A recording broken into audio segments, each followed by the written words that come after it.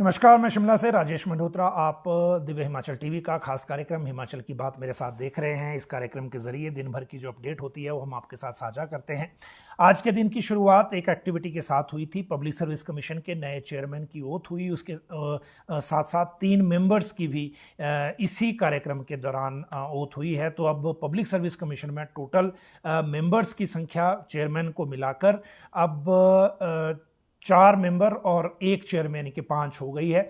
और उसके बाद अब हम उम्मीद ये कर रहे हैं कि पब्लिक सर्विस कमीशन में नई भर्तियों को लेकर जो गति बीच में थोड़ा सा इस अनसर्टेनिटी की वजह से रुकी थी, वो अब फिर से स्पीड पकड़ेगी। मुख्यमंत्री जयराम ठाकुर इस ओथ में थे और उसके बाद सिरमौर चले गए थे। 2 चुनाव क्षेत्रों में आज रेणुका और शिलाई में कार्यक्रम थे। दोनों कार्यक्रमों में जो विपक्ष पे अटैक जो है मुख्यमंत्री का रहा, लेकिन शिलाई वाले कार्यक्रम में वीरभद्र सिंह का जो परिवार है उनको लेकर भी दोबारा से मुख्यमंत्री ने कमेंट किया है। और वो भी उसी बात पर कि जब राजा साहब रिपीट नहीं कर पाए तो जयराम ठाकुर कौन सी खेत की मूली हैं। ये बात एक नाहन की एक जनसभा में विक्रमादित्य सिंह ने कह दी थी और सिरमौर दौरे के दौरान ही, जहाँ तक मुझे याद है। और उसके बाद इस पर मुख्यमंत्री लगता है कि बार बार इस चीज़ को याद करवाने की मंशा से ये चीज़ें कह रहे हैं। और जो इनके साथ एक कॉमन मैन का एक टैग जो जुड़ता है उसको भी शायद इसी बहाने से लोगों के दिमाग में दोबारा से एक तरह से लाने की ये कोशिश भी हो सकती है। लेकिन इन सबके साथ शाम को जब मुख्यमंत्री ने शिमला आना था तो जो हेलीकॉप्टर है मौसम की वजह से उसके बाद उनको लैंडिंग चंडीगढ़ करनी पड़ी और अब कल मंडी के लिए जाना है, लेकिन ये पता लगा था कि शिमला ही लौट रहे हैं। लेकिन इन सारी चीज़ों के बीच में आज जो प्रमुख बातों की बात करेंगे अभी वो हैं जेबीटी और जेओए 817 के रिजल्ट को लेकर। पब्लिक जो हमीरपुर कर्मचारी चयन आयोग है वो क्या कर रहा है, इनके रिजल्ट कब आ सकते हैं, और क्या सच में शिक्षा मंत्री द्वारा विधानसभा में दी गई डेडलाइन जो है वो खतरे में है। क्या ये डेडलाइन टूट जाएगी या फिर इस डेडलाइन को हमीरपुर कर्मचारी चयन आयोग ऑनर करेगा, डिस्पाइट द फैक्ट कि जो केसेस हैं जेबीटी वाला वो सुप्रीम कोर्ट और हाई कोर्ट दोनों जगह चल रहा है। राइडर और जेओए पर सीएम को फाइनेंस अब रिपोर्ट अलग से क्यों दे रहा है वो भी आपको बताएंगे। कल मैंने इसकी एक अपडेट आपको और बताई थी। मंडी में बंदोबस्त डिवीजन में 5 जिले आए हैं। जिले कौन कौन से हैं, क्योंकि कैबिनेट से डिसीजन के बाद आज नोटिफिकेशन हो गई।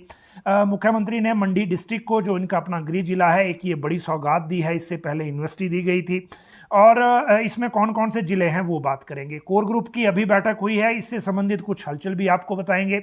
अनिल शर्मा जो प्रेजेंटली जो हैं भाजपा के एमएलए हैं, लेकिन भाजपा ही अब इनसे दूरी बनाने का एक तरह से फैसला ले चुकी है। जो पार्टी का टॉप ब्रास है, जो टॉप लीडरशिप है, उन्होंने संकेत ये दे दिए हैं कि इनसे पीछा छुड़ाया जाए और अब अगले विकल्पों की तरफ बीजेपी बढ़े। क्योंकि पिछले कुछ दिनों में इनके जो बयान आ रहे हैं कि मैं बीजेपी कांग्रेस दोनों में जा सकता हूं, किसी में भी जा सकता हूं, या तो प्रियंका गांधी का फोन आए या जेपी नड्डा का फोन आए, वो मुझे लगता है चीज़ें थोड़ा मिसहैंडल हो गई हैं। और उसके बाद अब जो एक प्रॉक्सिमिटी बन रही थी राष्ट्रपति चुनाव के आसपास, वो अब फिर से टूटती हुई दिख रही है। विस्तार से आगे बढ़ाएंगे। गुलाम नबी आजाद आज कांग्रेस से निकल गए, लेकिन निकलते निकलते जो कुछ कह गए वो अपने आप में एक लंबी कहानी है और उसका जवाब अब देना भी कांग्रेस के लिए मुश्किल होगा, क्योंकि उनके निशाने पर पूरी तरह से राहुल गांधी रहे। लेकिन हिमाचल के लिए कंसर्न गुलाम नबी आजाद से ज़्यादा आनंद शर्मा का है, जो कल ही शिमला में थे और 2 दिन का शिमला दौरा करके आज ही पिछले कल ही वैसे दिल्ली लौटे हैं। आज वो दिल्ली में थे और आज गुलाम नबी आजाद ने ये धमाका कर दिया। तो आज आपको ये बताएंगे कि कल जो हमने आनंद शर्मा से बात की थी उसके बाद अभी का सिचुएशन है क्या, और क्या सच में अब आनंद शर्मा भी उसी रास्ते पर हैं, ये बात करेंगे। कांग्रेस ने टिकट के लिए आवेदन की जो अपनी एक रिवायत है वो फिर से शुरू कर दी है। इस बार हालांकि टिकट के पैसे नहीं लेंगे और इसीलिए अगर आपको भी किसी को इंटरेस्टेड हैं कांग्रेस के टिकट पर चुनाव लड़ने के, तो अभी वो आवेदन कर सकते हैं। देखना ये होगा कि जिन क्षेत्रों में बड़े लीडर हैं कांग्रेस के वो भी आवेदन करते हैं या नहीं। ग्राम पंचायत वेटरनरी असिस्टेंट के लिए बार बार कमेंट्स आते हैं। पंप ऑपरेटर जो पैरा हैं उनके लिए भी बार बार कमेंट्स आते हैं। इन दोनों को लेकर भी आज एक अपडेट आपको देंगे। बोर्ड के टर्म एग्जाम में बदलाव हुआ है, मैंने कल ही इसी बुलेटिन में इस बात का जिक्र किया था और आज इस बारे में एक मॉडिफिकेशन तो हो गई, लेकिन ये भी अभी पर्याप्त नहीं लग रही, ये नाकाफी है। अभी कुछ और चेंजेस इसमें होने चाहिए, कितने होंगे वो आगे आपको बताएंगे। हिमाचल सरकार हेल्थ की जो दावा करती है कि बहुत जो हेल्थ के क्षेत्र में बहुत बड़ा बदलाव हो गया है, इस दावे को आईजीएमसी जो राज्य का सबसे बड़ा अस्पताल है वो ही जो है इस दावे की पोल खोल रहा है। और वो इसलिए खोल रहा है कि एमआरआई अगर आपने अब करवाना है आईजीएमसी में, अगर आपके खुदा ना खास्ता आपके घर में या किसी पेशेंट को एमआरआई कराना पड़े तो अब डेट अगले साल की आपको मिलेगी, क्योंकि दिसंबर तक फुल हो गया है। और अब आप ये देखिए कि आगे विस्तार से आपको बताएंगे वजह क्या है इसकी। लेकिन जिस पेशेंट को अभी इंटरवेंशन की जरूरत है, एमआरआई की अभी जरूरत है, वो दिसंबर तक बचेगा कि नहीं, इसकी गारंटी कौन देगा। और इन सारी चीजों के बीच में अभी व्यवस्था क्यों आईजीएमसी में बिगड़ रही है, इसकी भी बात करेंगे। करंट से मौत पे अब 5 लाख रुपए मिलेंगे, ये जो रेगुलेटरी कमीशन है इलेक्ट्रिसिटी वाला, उनका ऑर्डर आज का है, इसकी बात करेंगे। सेब पर सरकार को हाई कोर्ट से नोटिस क्यों आया है वो बात करेंगे। और 3 मौतें आज हुई हैं कोविड की वजह से, 9 महीने का बच्चा भी उसमें शामिल है अनफॉर्चुनेटली, उसकी बात करेंगे। चौपाल में एक बड़ा सड़क हादसा हुआ है, 4 मौतें हो गई हैं, ये शाम का है अभी हादसा, बोलेरो कैंपर के गिरने के कारण। और शुरुआत करते हैं आज के कोविड के जो बुलेटिन है उससे। लेकिन कोविड के बुलेटिन पर बात करने से पहले सबसे पहले आपको जानकारी दे दें उस व्यवस्था की जो हम रोज आपके साथ रिक्वेस्ट करते हैं। जितने लोग अभी आप हमारे साथ जुड़ चुके हैं वो एक बार इस बुलेटिन को अपने वॉल पर या अपने फेसबुक पेज पर शेयर कर लें, ताकि ज़्यादा लोगों तक ये जानकारी पहुंच जाए। आधा मिनट का टाइम आपको लगेगा, लेकिन ये पब्लिक वेलफेयर के लिए एक कॉज हो जाएगा, क्योंकि हम कोशिश करते हैं कि फैक्चुअल इन्फॉर्मेशन के साथ आपके साथ हर चीज़ शेयर की जाए, ना कि सिर्फ व्यूअरशिप के चक्कर में सारे जो एक तरह से सभी मसलों के जो हैं वो हेडिंग डाल के, जिस तरह का ट्रेंड आजकल चल रहा है। अभी अगर हम सबसे पहले कोविड की बात कर लें तो आज के अगर हम बुलेटिन की बात करें, इसमें 4475 सैंपल आज टेस्ट हुए, 157 नए केस मिले, 146 रिकवर हुए, 6 पेशेंट आज एडमिट हुए, 11 पेशेंट हॉस्पिटल से फ्री हुए। टोटल जो एक्टिव केसेस हैं वो 1421 रह गए हैं, अब 1421। लेकिन आज कोविड की जो टोटल डेथ हैं वो 3 हुई हैं। और इन डेथ की अगर मैं बात करूं जो अभी हुई हैं, तो इसमें एक 9 महीने का बच्चा कांगड़ा में है, एमसीएच, ये टांडा में होगा शायद। और इसको और तरह की बीमारियां काफ़ी थी, जैसे निमोनिया हो गया था, और जो लंग्स में भी इशू था, उसके साथ साथ सवियर एक्यूट माल न्यूट्रिशन भी साथ में था। बच्चा शायद पेरेंट्स संभाल नहीं पाए और 9 महीने की उम्र में ही ये इसकी डेथ हो गई। हालांकि रिपोर्ट कोविड पॉजिटिव भी आई। शिमला में 70 साल के मेल हैं, इनको किडनी डिजीज था और साथ में एनीमिया, हाइपरटेंशन साथ में। कांगड़ा में 82 ईयर के मेल हैं, इनको भी टाइप 2 डायबिटीज़ और रेस्पिरेटरी फेलियर था, और तरह की बीमारियां भी बहुत थी साथ में। तो ये भी एक तरह से जो कोमॉर्बिडिटी वाला केस है वही था। अब कोविड के बाद अगर हम अगली बात करें तो अगली बात है चौपाल में हुए सड़क हादसे की। अभी अगर हम डिजास्टर मैनेजमेंट की जो रिपोर्ट आती है उसके हिसाब से देखें तो ये देइया के पास हुआ है, सब डिवीजन चौपाल में, पुलिस थाना स्टेशन नेरवा के पास। और इसमें रोड एक्सीडेंट बोलेरो HP है 62C0900, ये नंबर जो है ये RTO शिमला का है। और जो ये जानकारी आई है उसके मुताबिक ये जो देइया के पास ये टोटल 5 इस गाड़ी में थे, 4 की ऑन स्पॉट डेथ हुई है, 1 पर्सन इंजर्ड है। और जो डेथ है वो हुई है पदम सिंह की, 55 साल की इनकी एज है, ये भुन्नी गांव के हैं, पोस्ट ऑफिस सरी, तहसील चौपाल। इनकी पत्नी सीमा देवी 42 ईयर्स, इनकी भी डेथ हो गई है। फिर जो रूप सिंह थे वो सीवियरली इंजर्ड हैं, लेकिन इनकी रूप सिंह की जो पत्नी है पन्ना देवी, उनकी डेथ हो गई है इसमें, और उनकी एज 54 है। और साथ में निहाल सिंह है, उनकी वाइफ भी है सुनीता, इनकी एज 50 है, ये इनकी भी डेथ हो गई है। सिर्फ जो रूप सिंह है एज 57, ये अभी सीवियरली इंजर्ड है और इनको आगे रेफर किया गया है। लेकिन ये इंसिडेंट ऐसा है कि गाड़ी के पूरी तरह से जीरो लॉस हो गया है। तो जब ऐसी स्थिति में जो भी चीज़ें होती हैं, और ये एरिया ऐसा है यहाँ से अगर गाड़ी गिरती है तो लगभग बचना मुश्किल होता है। अभी एक व्यक्ति है, उनकी जान बची है अभी तक, और हम उम्मीद करते हैं कि होटल में जो हॉस्पिटल में जब ये एडमिट होंगे, और जिस तरह से मुझे लगता है आईजीएमसी इनको रेफर किया होगा वहाँ से चौपाल से, तो ये उन इंजरीज के बावजूद जो है अपनी जो जंग है जो मौत के साथ जिंदगी की, उसको जीतेंगे। जहां तक अगली बात करें अगर हम, तो करंट से मौत पर अब 5 लाख रुपए मिलेंगे। और ये डिसीज़न जो है आज एक तरह से ऑर्डर है ये, और ये ऑर्डर आज हुआ है जो इलेक्ट्रिसिटी रेगुलेटरी कमीशन है उनकी तरफ से। और इलेक्ट्रिसिटी रेगुलेटरी कमीशन जो है उन्होंने ये जो आज इस बारे में इसलिए वो किया क्योंकि पहले इसके बारे में क्लैरिटी नहीं थी। और आज अगर इसके हिसाब से अगर विद्युत नियामक आयोग ने नियम तय किए हैं, करंट से मौत पर 5 लाख रुपए मुआवजा होगा, उम्र भर के लिए विकलांग होने पर 4 लाख मुआवजा मिलेगा, मवेशियों की मौत पर 30,000 रुपये प्रति मवेशी की कॉस्ट रहेगी। और बरसात में करंट लगने की वजह से अब तक इसी सीजन में 10 लोगों की मौत हो चुकी है। तो ऐसे में अब ये फिक्स हो गया कि अब किस तरह से इसमें मुआवजा देना है, तो वो अब ये रूल्स एक तरह से बन गए हैं। सेब पर हिमाचल सरकार को नोटिस हुआ है हाई कोर्ट से, लेकिन ये मामला ठियोग के Him agri fresh private limited cold store की घटना है, जहां पर इस कोल्ड स्टोर की लापरवाही की वजह से लाखों रुपए का सेब वहां खराब हो गया। इस मामले में हाई कोर्ट में केस किया था जो मोहन ऑर्चर्ड और राजेंद्र मेहता और अन्य याचिकाकर्ताओं द्वारा। इस पे हाई कोर्ट ने बागवानी विभाग को नोटिस देकर जवाब तलब किया है, और उसके बाद जो इसमें मुआवजा है वो बाकी कोर्ट तय करेगा कि ये किस तरह से सारी चीज़ें होंगी। और राज्य सरकार को भी याचिकाकर्ताओं ने ये आदेश देने की मांग की है कि वो एक कमेटी का गठन करें ताकि कोल्ड स्टोर जो है इसकी निगरानी हो सके, ताकि और किसी को इस तरह का लॉस ना झेलना पड़े, क्योंकि इससे बागवानों को बहुत नुकसान होता है। अगली बात करें जो अभी हमारे सामने केसेस हैं, एमआरआई के लिए 1 साल की डेट, ये मामला है आईजीएमसी का। आईजीएमसी का हम इसलिए रेफर कर रहे हैं आपको केस क्योंकि आईजीएमसी स्टेट का सबसे बड़ा हॉस्पिटल है, इस वजह से यहाँ जो पेशेंट लोड है वो भी ज़्यादा रहता है, और साथ में पेशेंट की जो हैंडलिंग का एक तरह से इशू है वो भी जो आईजीएमसी में बाकी हॉस्पिटलों के मुकाबले ज़्यादा थोड़ा इफेक्टिव है। लेकिन इस सब के बावजूद और राज्य सरकार के मुख्यालय के बगल में होने के बावजूद अभी हालत यह है कि सीटी स्कैन और एमआरआई के लिए कोई पेशेंट यहाँ आना हो तो उसको काफ़ी लंबी डेट अब मिल रही है। एमआरआई में अगले साल पे आ जाएंगे क्योंकि अभी दिसंबर तक का महीना चल रहा है, तो अगर सितंबर में कोई इंसिडेंट अगर किसी के साथ ऐसा हुआ तो उसकी जो एमआरआई है अब वो नए साल में होगी। अब आप समझ सकते हैं कि ये सिचुएशन क्या है। इसी तरह का सीटी स्कैन के लिए अक्टूबर की मिली है तारीखें लोगों को, और अब आगे नवंबर दिसंबर 2 ही महीने इसमें बचे हैं। इन दोनों का ये इशू है। औसतन ओपीडी 3500 के आसपास यहाँ रहती है, इसी कारण जो रश है वो भी रहता है, ये समझ में आता है, कोई नई बात नहीं है। लेकिन इसी तरह की प्रोएक्टिव अप्रोच अगर एडमिनिस्ट्रेशन और जो सरकार हेल्थ डिपार्टमेंट भी रखे तो फिर चीज़ें, लोगों की जो दिक्कतें हैं वो कम हो जाए।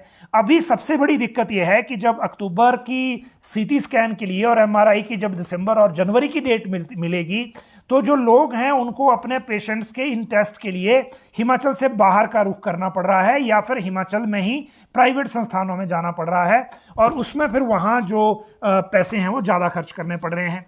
ये तो इसका एक एस्पेक्ट है। दूसरा एस्पेक्ट ये है कि इतने बड़े हॉस्पिटल में मैनेजरियल इश्यूज इतने क्यों हो रहे हैं अचानक, और इसी तरह से क्या जो एडमिनिस्ट्रेशन का एक रोल रहता है वो किसी वजह से कमज़ोर हुआ है या फिर कोई और वजह है, ये चीज़ें देखनी होंगी। आज हमने जब वहाँ एक लाइव एक तरह से व्यवस्था का देखने की कोशिश की तो उस वक्त जो ठियोग से एक नेपाली परिवार थे उनको सीटी स्कैन की डेट दी गई तो उनको अक्टूबर एंड की लगभग डेट मिली। जहां तक एमआरआई का पता किया गया तो बोला कि दिसंबर तक भी पूरा हो गया है, अब इसके आगे की डेट मिलेगी। तो इन सारी चीज़ों को देखते हुए राज्य सरकार को इस चीज़ में इंटरवीन करना चाहिए। आजकल अगर जो रोगी कल्याण समिति है उनके माध्यम से भी अगर कोई एमआरआई मशीन अगर ऐड करनी हो, सीटी स्कैन ऐड करना हो, तो उसमें कोई ज़्यादा मुश्किल काम नहीं है। लेकिन अगर पेशेंट्स को यहाँ से सिर्फ एमआरआई और सीटी स्कैन के लिए हिमाचल से बाहर जाना पड़ेगा, चंडीगढ़ जाना पड़ेगा, कहीं और जाना पड़ेगा, तो फिर राज्य के सबसे बड़े अस्पताल का क्या अर्थ रह गया, ये बात अलग है। दूसरी बात यह कि जब राज्य सरकार ने हिमकेयर आयुष्मान भारत की वजह से जो कवरेज है वो बढ़ा दी है, तो क्या ये फर्ज नहीं बनता कि अगर ऐसे पेशेंट्स को यहीं ये सुविधा मिले, इसके कारण जो प्रोएक्टिव डिसीजन हैं वो भी टाइम से लिए जाएं। और इसीलिए ये जानकारी हम आपके साथ आज साझा कर रहे हैं। टर्म एग्जाम की बात करें तो कल हमने इसी बुलेटिन में ये मामला लिया था, क्योंकि हमें बहुत सारे जो शिक्षक लोग हैं उनकी तरफ से ये रिक्वेस्ट आई थी अलग अलग तरीक़ों से, और रिक्वेस्ट के बाद हमने ये उचित समझा था कि इस बारे में बात की जाए, क्योंकि मैक्सिमम जो शिक्षक संगठन थे वो इस बारे में चुप थे। और शिक्षक संगठनों का एक तरह से जो मामला है या जो मसला है वो लगभग फाइनेंशियल और बाकी सारी चीज़ों तक रह गया है, प्रमोशन और फाइनेंशियल तक। जहाँ तक क्वालिटी एजुकेशन और बाकी जो बच्चों की दिक्कत है या बेहतर रिजल्ट की एक जो ज़रूरत है, उसके हिसाब से फोकस कम रहता है। लेकिन अब थ्योरी एग्ज़ाम के बाद बोर्ड कक्षाओं की जो टर्म एग्ज़ाम है, प्रैक्टिकल परीक्षाएं बाद में होंगी। स्कूलों से इस तरह का फीडबैक आने के बाद शिक्षा बोर्ड ने यह शेड्यूल बदला है। 6 सितंबर को होनी थी प्रैक्टिकल परीक्षाएं, और फिर उसके बाद आज कुछ शिक्षक संगठनों ने भी इस बारे में अपनी अपनी अपडेट की थी। कुछ ने तो बात करके आज जो सारी बातें हैं वो अपने अपने व्हाट्सएप ग्रुपों में कही, क्योंकि उनको लग रहा था कि कहीं उल्टा प्रेशर ना बन जाए। और जो चेयरमैन है शिक्षा बोर्ड धर्मशाला के, उन्होंने शिक्षा विभाग का शेड्यूल चेक करने के बाद ये शेड्यूल बदला गया है, ये इन्होंने हमें बताया।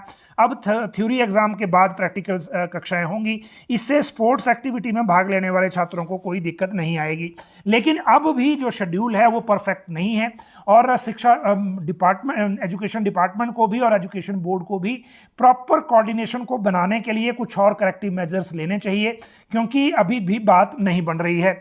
अगली बात करें तो आज जैसा मैंने आपको बताया, गवर्नर ने नए जो अध्यक्ष हैं जो पब्लिक सर्विस कमीशन के, रामेश्वर सिंह ठाकुर, उनको शपथ दिलाई।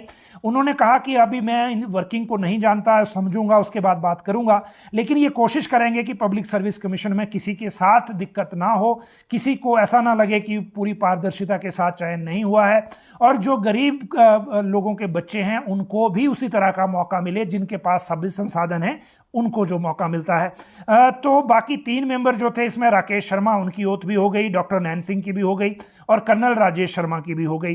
अब जो पब्लिक सर्विस कमीशन में 1 चेयरमैन और 4 मेंबर हो गए हैं, और जितने जो हमारे दर्शक हैं, जो युवा हैं, जो भर्तियों का इंतजार कर रहे हैं, चाहे वो किसी भी कैटेगरी में हो, अब वो स्पीड पकड़ेंगी, और हम उम्मीद कर रहे हैं कि पब्लिक सर्विस कमीशन अपनी इस गति को और आगे बढ़ाएगा, और लोगों को इसमें जो यूथ है उनको राहत मिलेगी।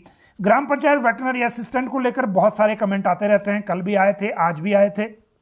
आज हमने फिर से जो इनके सेक्रेटरी हैं पशुपालन के, डॉक्टर अजय शर्मा, उनसे बात की, क्योंकि इन बिटवीन जो इनके मंत्री हैं वो भी आए थे। हालांकि आज भी उनसे लंपी वायरस को लेकर उन्होंने बात करनी थी, उनसे बात हुई, लेकिन वहां ये सवाल नहीं हो पाया क्योंकि तब वीडियो टीम कोई वहां अलग थी। लेकिन अभी अगर मैं आपको बताऊं तो सेक्रेटरी से मैंने आज पूछा, क्योंकि मुझे ये लग रहा था कि अगर मंत्री जी ने डायरेक्शन डायरेक्टर को दी है तो डेफिनेटली अब तक जो सेक्रेटरी पशुपालन है उन तक बात आई होगी, क्योंकि फाइल तो सेक्रेटरी के माध्यम से ही जाएगी। अगर कैबिनेट को जानी है तो भी, फाइनेंस को जानी है तो भी, और चीफ सेक्रेटरी को जानी है तो भी। सेक्रेटरी ने आज भी कहा कि ग्राम पंचायत वेटरनरी असिस्टेंट के लिए नई भर्ती का भी कोई प्रपोजल नहीं है, ना मंत्री जी की ऑफिस से कोई इस तरह की बात आई है, ना डायरेक्टरेट से कोई फाइल आई है। तो जब नहीं आई है तो अभी तक का स्टेटस यही है। उन्होंने ये फिर से बताया कि 507 को लेकर जब डिसीजन हुआ था कैबिनेट में, तब भी कैबिनेट इसके लिए राजी नहीं थी, लेकिन क्योंकि वो अनाउंसमेंट पहले हो गई थी और मंत्री जी ने ही आधे जो पहले किए जा रहे थे उसको लेकर जो रोक दिया था प्रक्रिया को, और फिर बाद में सभी का एक साथ करने के लिए दोबारा से कैबिनेट में केस गया था। और जब कैबिनेट ने उनको किया तो इस शर्त के साथ किया कि अब दोबारा इस कैटेगरी में कोई पोस्ट नहीं लाई जाएगी। अब अगर कोई आती है तो हम तभी आपको बता सकते हैं, लेकिन अभी जो सिचुएशन है उसके मुताबिक जो चीजें हैं वो अभी हम उसको लेकर आपको नई अपडेट नहीं दे पाएंगे जब तक फाइल पे कोई बात नहीं आती। इसके बाद अगली बात करते हैं पैरा पंप ऑपरेटर की। इनको लेकर एक अपडेट ये है कि ये मिले हैं मुख्यमंत्री जयराम ठाकुर से। Para pump operator, fitter, multitask worker, इन्होंने कहा कि 5 साल में पक्के करने की गारंटी इनको दी जाए, क्योंकि अभी जो पॉलिसी है वो बहुत लंबी है और जो इनको पैसे मिल रहे हैं 5500, 3900, और ये बहुत कम है, इससे गुजारा नहीं हो रहा, जबकि इनसे जो काम है वो पूरे 8 घंटे लिया जा रहा है। अब 8000 के आसपास टोटल फिगर इनका बन गया है, इसलिए ये भी एक साइजेबल संख्या है, और इसीलिए ये भी अपने स्तर से जो है बात कर रहे हैं आगे, और जितनी ये बात कर रहे हैं उसके हिसाब से अब सरकार आगे क्या करती है वो उस तरीके से फिर आगे बात इसमें होगी। लेकिन पैरा पंप ऑपरेटर के बाद अब अगली बात करते हैं, और वो है कांग्रेस की बात। कांग्रेस की बात इसलिए क्योंकि कांग्रेस ने आज आवेदन मांगे हैं और सादे आवेदन पर मुफ्त में कांग्रेस के टिकट के लिए लोग आवेदन कर सकते हैं। पहले इसके लिए कुछ एक सर्टन फीस भी रहती थी। कांग्रेस कमेटी ने आवेदन मांगे हैं, 1 सितंबर आखिरी तारीख रखी गई है। इस बार बिना फीस के आवेदन होंगे और पिछली बार 25,000 फीस इसमें थी। ईमेल के जरिए भी कर सकते हैं और इसके बाद फिर अगला जो स्क्रूटनी का प्रोसेस है, जब ये आवेदन हो जाएंगे उसके बाद स्क्रूटनी को लेकर भी आगे बात होगी। हालांकि ये प्रक्रिया बीजेपी में नहीं रखी जाती। बीजेपी में मंडल से नाम आते हैं और बाद में फिर उनको पार्टी के अपने सर्वे के साथ टैली करने के बाद पार्लियामेंट्री बोर्ड टिकट को लेकर फैसला करता है। लेकिन अभी कांग्रेस ने थोड़ा नया तरीका अपनाया है और इस सब के बाद आगे इसमें कितनी चीजें होंगी वो फिर आगे पता लगेगा। लेकिन अभी तक जो आवेदन की प्रक्रिया है, इस सूचना के लिए हमने ये साझा आपके साथ किया। अगर किसी का इंटरेस्ट है तो इसलिए आवेदन कर सकते हैं। गुलाम नबी आज़ाद आज कांग्रेस को छोड़ के अलग चले गए। उन्होंने कहा कि वो अपनी पार्टी बनाने जम्मू कश्मीर वापस जा रहे हैं और अपने लोगों से कहा है कि वहाँ तैयार रहें और वो काम करेंगे उसके लिए। लेकिन जो जाते जाते 5-6 पेज का जो इस्तीफा दे गए हैं उसमें राहुल गांधी के लिए ऐसी बातें कह गए हैं जिनका जवाब कांग्रेस के लिए देना अभी मुश्किल होगा। हालांकि बहुत सारे जो कांग्रेस के नेता हैं वो काउंटर कर रहे हैं गुलाम नबी आज़ाद को, लेकिन जो उन्होंने राहुल गांधी को लेकर बातें लिखी हैं उनको कोई काउंटर नहीं कर पा रहा। दूसरी तरफ अगर हम बात करें तो आनंद शर्मा ने आज भी वही कहा है कि हो सकता है जो आज़ाद साहब की ने बातें उठाई थी वो पार्टी ने सुनी ना हो और उसके बाद फिर सबको अपना अपना कोर्स लेना होता है। जब आनंद शर्मा हिमाचल आए थे तो कल और पिछले कल 2 दिन के लिए हिमाचल में थे, दोनों दिन मीडिया के साथ इंटरेक्शन हुआ। कल भी हमने जब इनसे पूछा कि G23 का क्या होगा आगे, तो उन्होंने कहा कि ये कांग्रेस को मजबूत करने के लिए बनाया गया था। लेकिन आज आप समझ सकते हैं कि गुलाम नबी आज़ाद जब चले गए तो ये क्यों बनाया गया था। दूसरी बात उन्होंने कही कि जब स्टीयरिंग कमेटी से इस्तीफा क्यों दिया, तो उन्होंने कहा कि मैंने इसलिए दिया क्योंकि संगठन के स्तर पर कुछ नाराजगी थी, वो संगठन के स्तर पर बताई गई है। अगर वो दूर होगी तो ठीक है, नहीं तो फिर वो कांग्रेस के लिए जैसे काम कर रहे हैं करते रहेंगे। इसी तरह का इस्तीफा पहले गुलाम नबी आज़ाद ने दिया था, अब आनंद शर्मा ने दिया उसके बाद। अब गुलाम नबी आज़ाद ने कांग्रेस को ही छोड़ दिया है और अब सारी नजरें आनंद शर्मा पर हैं। लेकिन यहां आने के दौरान जो बातें उन्होंने एक तरह से अनऑफिशियली भी हमारे साथ डिस्कशन में कही थी, जो टेबल पे आके बैठ के बात कर रहे थे, तो लक्षण तो खैर अच्छे नहीं थे, संकेत भी अच्छे नहीं थे और ये भी लग रहा था कि वो कोई और कोर्स सोच चुके हैं और उस कोर्स पर उन्होंने चलना शुरू कर दिया है। तो ये सारी चीज़ें हमारे साथ बातचीत में तो आनंद शर्मा ने यहाँ तक कह दिया कि हिमाचल में भी जो बॉडी बनाई गई है बड़ी हैरान करने वाले हैं कि एक ही जिला से 26 लोग डाल दिए हैं पीसीसी में।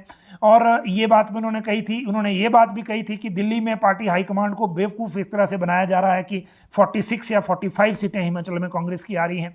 और लेकिन इन सारी चीज़ों को लेकर क्या पार्टी के स्तर पे खुल के बात नहीं हो रही या फिर उनकी स्थिति भी एग्जैक्टली गुलाम नबी आज़ाद की तरह है, ये आने वाले दिनों में पता लगेगा। दूसरी बात जो एक और हमें पता चली उसके बाद वो ये कि जब आनंद शर्मा ने यहाँ आना था उससे पहले भाजपा अध्यक्ष ने जो है उनके समर्थन में एक वीडियो जो जारी किया था जिसमें ये कहा गया था कि उनको प्रताड़ित किया जा रहा है, उनकी सुनी नहीं जा रही है, सीनियर जो लीडर हैं वो कांग्रेस में परेशान हैं। लेकिन बाद में पता लगा कि वो भी दिल्ली से कोई ऐसा मैसेज था और उस मैसेज के बाद जो है वो किया गया और उसके बाद ये जो वीडियो मैसेज है वो जारी किया गया। तो इन सारी संकेतों को देखते हुए अभी आगे क्या होगा वो जो है चीज़ें अभी देखने की हैं और उस पर सबकी नजर रहेगी। जहां तक कांग्रेस सेवा दल की बात है तो बलदेव ठाकुर को अब फिर से राज्य संयोजक बनाया गया है और जो ब्लॉक का अध्यक्ष हैं धर्म सिंह चुराक ब्लॉक का अध्यक्ष बनाया गया है और भूटानी है एक जिनको पूरा नाम प्रकाश भूटानी, इनको सेवा दल का महासचिव नियुक्त किया गया है। तो ये सेवा दल में भी कांग्रेस ने बदलाव किए हैं और ये बदलाव किए हैं विधानसभा चुनाव से ठीक पहले। अगली अगर हम बात करें इसके बाद कांग्रेस की बात हो गई तो अनिल शर्मा की कर लेते हैं। अनिल शर्मा को लेकर अगर हम बात करें तो बीजेपी ने लगभग इनको नमस्ते करने का मन बना लिया है। प्रेजेंटली ये टेक्निकली बीजेपी के एमएलए हैं और अभी जो राष्ट्रपति चुनाव था उसमें इन्होंने भाजपा के जो उम्मीदवार थे उन्हीं को वोट दिया था। उसके बाद मुख्यमंत्री जयराम ठाकुर के साथ इनकी प्रॉक्सिमिटी जब से पंडित सुखराम के लिए हेलीकॉप्टर सीएम ने दिया था तब से कुछ बनी थी। लेकिन अब फिर से ऐसा लग रहा है कि स्थितियां कुछ अच्छी नहीं है, क्योंकि पिछले कुछ दिनों से जो अनिल शर्मा ने बयान दिए कि वो दोनों दलों के संपर्क में है, फिर जो अगर या तो प्रियंका गांधी का फोन आ जाए या जेपी नड्डा का फोन आ जाए तो उस ढंग से बात करेंगे। दूसरी बात उन्होंने कही कि जिस पार्टी में उनकी उनकी जो है वो बात सुनी जाएगी वो उसी में जाएंगे। मुझे लगता है इन सारी चीज़ों से बीजेपी का जो एक तरह से मूड है वो बदला है। कल यहाँ कोर ग्रुप की बैठक थी और कोर ग्रुप की बैठक के बहाने जो लीडरशिप यहाँ इकट्ठी हुई थी उसमें जो अनऑफिशियली एक तरह से डिस्कशन हुआ उसमें भी यही कहा गया है कि अब अनिल शर्मा के अलावा जितने भी फेसेस हैं उन पे विचार किया जाए। और मुख्यमंत्री जयराम ठाकुर को वैसे भी पार्टी ने मंडी जिला के लिए स्पेसिफिकली कह रखा है कि जिनके वो उनकी जिम्मेदारी है, जिनके लिए वो कहेंगे वो पार्टी उस चीज़ को सुनेगी मानेगी। लेकिन मंडी सदर को लेकर अब जो मामला है वो डिसीजन है वो किस तरह से अब होगा वो एक देखने बड़ी बात है। लेकिन जहां तक पार्टी की बात है, पार्टी ने लगभग सिग्नल क्लियर कर दिए हैं कि वो अनिल शर्मा के साथ कंफर्टेबल नहीं है। और इसकी वजह भी है, वो पिछले 3 चुनाव जो है उनके वोट देखे गए हैं मंडी सदर के। पहली बात यह कि पार्टी के पास जो सर्वे और बाकी चीज़ों का फीडबैक है उसमें भी यही कहा गया है कि पंडित सुखराम की जो परिवार है वो चुनाव जीतते थे इस वजह से क्योंकि उनकी जो राइवलरी थी विद इन कांग्रेस वो वीरभद्र सिंह के साथ चलती थी उस वक्त। उसके बाद के चुनावों में जब जो सुखराम का पोता और अनिल शर्मा का बेटा चुनाव लड़ा लोकसभा का, तो मंडी सदर से ही 30,000 प्लस की लीड थी उसी चुनाव क्षेत्र से। जब प्रतिभा सिंह लड़ी तो बाई इलेक्शन में भी 3500 वोट की लीड थी बीजेपी को। और जब ये नगर निगम चुनाव हुए तो भी वहां से 15 से 11 सीटें जो है वो बीजेपी ने जीत ली थी। इन सारी चीज़ों को देखते हुए अब मुझे यही लग रहा है अभी तक जो व्यवस्था है उसके मुताबिक कि अनिल शर्मा का जो अब पार्टी में खासकर बीजेपी में जिसके वो भी विधायक हैं वो नहीं बन रहा है जो एक जिसको बोलते हैं बैलेंस। और अब आने वाले दिनों में इसमें या तो अनिल शर्मा खुद फैसला ले लेंगे और भाजपा भी शायद यही चाहती है कि वो अपने आप डिसीजन ले लें। अभी शायद वो जो एक क्रम होता है शुभ मुहूर्त की तरह वाला उसको शायद देख रहे हों या कोई और चीज़ कर रहे हों, लेकिन वो जो सही टाइम है उसके हिसाब से डिसीजन लेंगे। इनके पास इसका बेटर अनुभव है। हमारे श्रम और रोजगार मंत्री जो हैं वो दिल्ली के दौरे पे थे और पहले ये गए हुए थे जो तिरुपति भी गए थे आंध्र प्रदेश के क्योंकि वहाँ सम्मेलन था। चंबा में कर्मचारी राज्य बीमा योजना की सुविधाएं प्रदान करने के लिए ईएसआई सुविधा प्रदान करने की मांग उन्होंने की है। हालांकि आ जाएंगे, उसके बाद परसों इनका जन्मदिन भी है। जहां तक बाकी मामलों की अगर हम बात करें, करुणा मूलक वाली बात में हमको जो 6 बजे वाला बुलेटिन है उसमें हम बता चुके हैं कि इनको लेकर जो मामले रिजेक्ट हो गए थे उसको रिकंसिडर करने के लिए डायरेक्शन इशू हुई हैं, लेकिन उन्हीं मामलों में जो पहले रिजेक्ट हुए थे और एलिजिबिलिटी डेट के दौरान जो आय सीमा थी उसी हिसाब से ये सिलेक्शन होगी।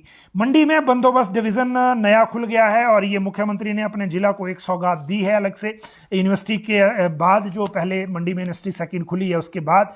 और इसमें जो 5 जिले आएंगे, आज पहले कैबिनेट का डिसीजन हुआ था, आज जो नोटिफिकेशन है वो भी हो गई। और इसमें जो 5 जिले आएंगे वो मंडी, कुल्लू, हमीरपुर, बिलासपुर और लाहौल स्पीति हैं। और इन्हीं जिलों के जो लोग हैं, जो इन्हीं जिलों के जो केसेस हैं वो बंदोबस्त इस डिवीज़न में आएंगे और इसी हिसाब से फिर आगे इसमें जो चीज़ें हैं वो आगे चलेंगी। जहां तक अभी अभी सूचना ये आई है कि मुख्यमंत्री जो बाई एयर चले गए थे हेलीकॉप्टर से चंडीगढ़, वो बाई रोड शिमला पहुंच गए हैं और सुबह जो मंडी जिला का इनका दौरा है वो शिमला से हेलीकॉप्टर के जरिए शिमला से ही शुरू होगा। लेकिन अगली बात अगर हम करें तो वो जेओए आईटी और राइडर की बात है। और इन दोनों मामलों में कल मैंने आपको बताया था कि इस मामले में सेक्रेटरी फाइनेंस ने खुद मुख्यमंत्री से थोड़ा सा टाइम और मांगा है, 10 से 15 दिन का। इसमें 2-3 दिन अभी हो गए, तो आप लगभग ये मानिए कि 10 के दिन का इसमें है। और बाकी सारी चीज़ों को लेकर जो इसमें अपडेट है वो अब जो पहले जो कल की अपडेट थी जिसके मुताबिक जो लीगल स्क्रूटनी से इस फाइल को क्लियर करना था, उसके बाद एक जो रिपोर्ट है इसकी वो मुख्यमंत्री कार्यालय को अलग से भेजी जा रही है। और शायद ये इसलिए भेजी जा रही है क्योंकि कर्मचारी चयन, जो कर्मचारी अराजपत्रित कर्मचारी महासंघ है, महासंघ ने अपने लेवल पर एक अलग से एफर्ट चल रहे हैं, उसमें भी इंटरवेंशन दोबारा से की है। और इस इंटरवेंशन में ये पता लगा है कि क्योंकि जो इसमें फाइनेंशियल लाइबिलिटी इंक्रीज हुई है, उस लाइबिलिटी को लेकर अभी क्या होगा वो जो है इसमें पता लगेगा कि वो किस तरह से चीज़ें आगे इसमें चलेंगी। और किस तरह से फिर आगे इसमें बात होगी वो एक रिपोर्ट के तहत हो सकता है ब्रीफ नोट भी है, क्योंकि पहले जब फाइल भेजी गई थी तो मुख्यमंत्री के जो प्रधान सचिव है उनके कार्यालय में काफी टाइम रही थी, और अब जो फाइल गई है जो लीगल स्क्रूटनी में मैटर जाएगा उसके साथ साथ सेपरेट जो एक जिसको बोलते हैं जो कैबिनेट जो एक ब्रीफ नोट है वो अलग से जाएगा, वो एक अलग मैटर होगा। जहां तक अगली कैबिनेट की बात है तो अगली कैबिनेट अभी तय नहीं हुई है। उसकी वजह यह है कि सीएम का जो शेड्यूल है वो बिजी है भी, और बिजी इसलिए है कि जो 75 साल वाले कार्यक्रम है 68 विधानसभा क्षेत्रों में वो बहुत पेंडिंग है, और इतने कार्यक्रम पेंडिंग रहते हुए अभी ये करना मुश्किल है। जहां तक आउटसोर्स की बात है वो कैबिनेट की डेट मान लीजिए सितंबर के पहले हफ्ते में भी आ जाती है, तब भी आउटसोर्स वाला पहले उसमें नहीं जाएगा, क्योंकि अभी तक जो अगली कैबिनेट आएगी उसके राउंड अबाउट जो है वो कैबिनेट सब कमेटी की बैठक होगी, हो सकता है कैबिनेट के बाद हो, फिर उसके बाद अगला जो स्टेप है वो जाएगा, खासकर जिसको लेकर जिसको बोलते हैं कि जो कैबिनेट के लिए उन्होंने सिफारिशें फाइनल करनी है, तो इसलिए अगली कैबिनेट में भी आउटसोर्स वाला मामला नहीं आ रहा है। अगली बात करें अगर हम एरियर और जो खासकर ये डीए वाला मैटर जो चल रहा है अभी इसकी बात करें तो इसके मामले में अब भी जो एरियर का जो ड्राफ्ट एक बना है उस पर फाइनलाइज चीज़ें नहीं हो पाई हैं। मुझे लगता है सितंबर के महीने में ही ये दोनों सारी चीज़ें करनी है, और इसकी एक सबसे बड़ी वजह यह है कि जो लोन के लिए एक और विंडो जो देखी जा रही है वो सितंबर महीने के फर्स्ट वीक में लोन लिया जाएगा या इस महीने के आखिरी 2 दिनों में लिया जाएगा। इन सारी व्यवस्थाओं को बनाने के बाद ही फिर ये नोटिफिकेशन होगी, क्योंकि पेंशनरों को लेकर जो एक व्यवस्था बन रही है कि जो जिनकी फिक्सेशन नहीं है अभी हुई है उनकी परसेंटेज क्या रखनी है उसको लेकर चीजें फाइनलाइज नहीं हुई हैं, और इसको लेकर मुख्यमंत्री से जो डिस्कशन है वो अभी फाइनेंस सेक्रेटरी का होना बाकी है, उसके बाद ही इस बारे में जो डिसीजन है वो होगा। अब अगली बात करें, और अगली जो बात है वो है जेबीटी और जो जेओएआईटी 817 के रिजल्ट की है, और ये दोनों इसलिए हैं क्योंकि सभी को ये लग रहा है कि जिस तरह से शिक्षा मंत्री ने कहा था उस तरह से जेबीटी का रिजल्ट कमीशन की भर्ती का 27-28 के बाद या इन तीनों में इनकी 30 अगस्त से पहले पहले रिजल्ट निकल आएगा। और हम ये बात इसलिए कह रहे हैं क्योंकि ये रिजल्ट निकालने के लिए शिक्षा मंत्री ने विधानसभा के फ्लोर पे अंदर आशा कुमारी के क्वेश्चन पर अभी जो सेशन हुआ था उसमें ये कहा था कि कमीशन की भर्तियों का रिजल्ट अभी निकल जाएगा और उसके बाद फिर जो बैच वाइज है उसको लेकर डिसीजन लेंगे जो कोर्ट से पोजीशन आएगी उसके अनुसार। तो अभी सिचुएशन ये है कि जो कमीशन को लेकर डायरेक्शन है वो तो चली गई है, लेकिन जो कमीशन को लेकर डायरेक्शन जाने के बाद जो बीएड वालों ने वहां रिप्रेजेंट किया था वो ऑर्डर अभी बाहर नहीं आया है, और जो सी टैट वालों ने रिप्रेजेंट किया था वो ऑर्डर भी बाहर नहीं आया है। तो इस ऐसे में जो कमीशन का रिजल्ट है वो कितनी जल्दी आता है वो देखना होगा, और वो पता तभी लगेगा जब रिजल्ट ये घोषित कर देंगे, क्योंकि रिजल्ट जो है जैसे आपको पता है एक मैटर ऑफ सीक्रेसी होता है, इसमें हम even journalistic point of view से भी फिक्स डेट इस बारे में नहीं पूछ सकते, और यही वजह है कि जो अभी भी क्लैरिटी नहीं है कि इसके रिजल्ट को लेकर कब ये सिचुएशन होगी। लेकिन आज क्योंकि जिस तरह से मंत्री ने कहा था कि इसी महीने आ जाएगा, तो इसी महीने आने में अब कुछ ही दिन बचे हैं, अगर आ गया तो ठीक, नहीं तो मंत्री जी जो हैं वो फ्लोर में बोलने के बावजूद इसमें झूठे साबित हो जाएंगे, और इसीलिए शिक्षा विभाग को भी इस बारे में आयोग के साथ बातचीत करनी चाहिए ताकि अगर कोई दिक्कत या कोई क्लैरिटी के मामले में कोई प्रॉब्लम हो तो इस बारे में क्लैरिटी हो जाए, ताकि जो चीज़ें जो मंत्री जी ने हाउस में कहा है उसको ऑनर किया जा सके। दूसरी बात अगर हम इसमें करें तो जो बैच वाइज वाला है उसको लेकर तो विभाग ने पहले ही मना कर दिया है कि कमीशन का रिजल्ट आने के बावजूद सुप्रीम कोर्ट से जब जो जयपुर वाला केस सेटल होगा तभी बैच वाइज कर पाएंगे, क्योंकि अगर बैच वाइज को अभी कर दिया तो उसमें हम उसको ये पिछली पोजीशन में नहीं ले जा पाएंगे, जिसके अनुसार सुप्रीम कोर्ट के डिसीजन में यदि वहाँ जो है बीएड वाले जीत गए तब वहाँ यहाँ सिचुएशन बिगड़ जाएगी, क्योंकि बैच में तो बीएड को अगर लेना है तो फिर जेबीटी का नंबर ही नहीं आएगा। तो ये सबसे बड़ा खतरा इसमें है, और इसीलिए इस रिजल्ट को लेकर सबकी नज़र बनी हुई है, क्योंकि ये जो महीना है अब ये खत्म होने वाला है, और जो मंत्री जी ने विधानसभा में कहा है अगर वो सच साबित करना है तो शिक्षा विभाग और सरकार दोनों को हमीरपुर कर्मचारी चयन आयोग से बात करनी चाहिए। और आज इस विषय को इस बुलेटिन में लेने का भी यही मकसद है कि संबंधित लोग जो हैं वो थोड़ा सा अलर्ट हो जाएं और इस बारे में बात करें ताकि रिजल्ट इस महीने आ जाए। जेओआईटी पोस्ट कोड 817 का मामला भी सेम इसी तरह का है, पोस्टें बीच में से काट दी थी 556 के विवाद को देखते हुए, और जितनी बची हैं उनको लेकर फाइनल रिजल्ट अभी आया नहीं, और जो बाकी प्रोसेस में मैटर है वो इसी तरह से चल रहा है, लेकिन उसका फाइनल शेड्यूल नहीं बताया जा रहा। दूसरी तरफ जो इनके जो अभ्यर्थी हैं जिन्होंने ये पेपर दिया हुआ है और जिनको लग रहा है कि उनको नौकरी मिल सकती है, उनके लिए दिक्कत यह है कि अगर कोड ऑफ कंडक्ट से टाइमली पहले ये नहीं आया तो उनकी नियुक्तियां जो हैं आगे रुक जाएंगी, और ये नियुक्तियां फिर आगे देखिए 3 महीने लगभग इसमें जाएंगे कोड ऑफ कंडक्ट में, और फिर ये दिसंबर के बाद जनवरी में हो पाएंगी।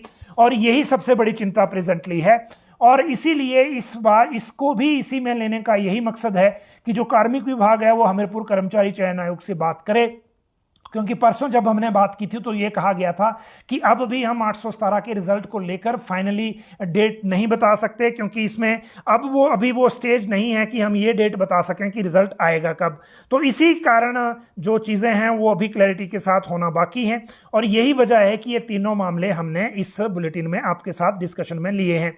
जहाँ तक और चीज़ें हैं वो मैंने आपके साथ बात कर ही ली, और बाकी जब ये प्रोसेस जो है वो फाइनेंस से बाकी सारी चीज़ों का क्लियर होगा तो उनके बारे में भी बात करेंगे। फिलहाल ना तो जो फार्मूला एरियर का फाइनल हुआ है, ना ही फार्मूला डीए का फाइनल हुआ है, और इन दोनों के फार्मूले के बीच में सिर्फ जो सचिवालय की कर्मचारी एसोसिएशन को एसीएस फाइनेंस ने कल कहा था कि डीए को लेकर हम सितंबर में कुछ करेंगे, और बात वो ऑब्वियस भी है और बात वो समझ में भी आती है, क्योंकि सरकार की जितनी देनदारी है वो अगले महीने ही होनी है।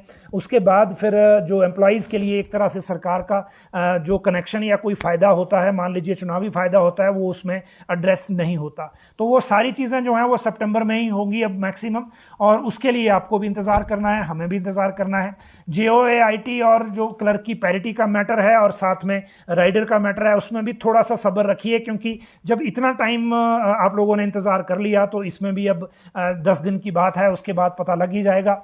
और कुल्लू में सम्मेलन के बाद राजपत्रित कर्मचारी महासंघ के अध्यक्ष शिमला आ गए हैं, इनकी भी 1-2 दिन में अभी जो एसीएस फाइनेंस है उनके साथ बैठक होनी है। और अगले जिला में कब टाइम मिलता है चीफ मिनिस्टर से, जो मुख्यमंत्री की शाम जो कर रहे हैं, क्योंकि वहाँ भी दबाव बनेगा सरकार पर अगर टाइम पे ये मसला सेटल नहीं हुआ। तो कुल्लू के कार्यक्रम में सीएम ने खुद कहा था कि मैंने अप्रैल में आपसे वादा किया था, अब तक हुआ नहीं, लेकिन वो उनके ध्यान में है। तो अगर ध्यान में है तो वो करना भी पड़ेगा, तो इसके लिए थोड़ा सा इंतजार और कर लें। ये आज के कुछ प्रमुख मसले थे जो हमने आपके साथ चर्चा में लिए। कल फिर मिलेंगे इसी समय इसी प्लेटफॉर्म पर। बहुत बहुत धन्यवाद।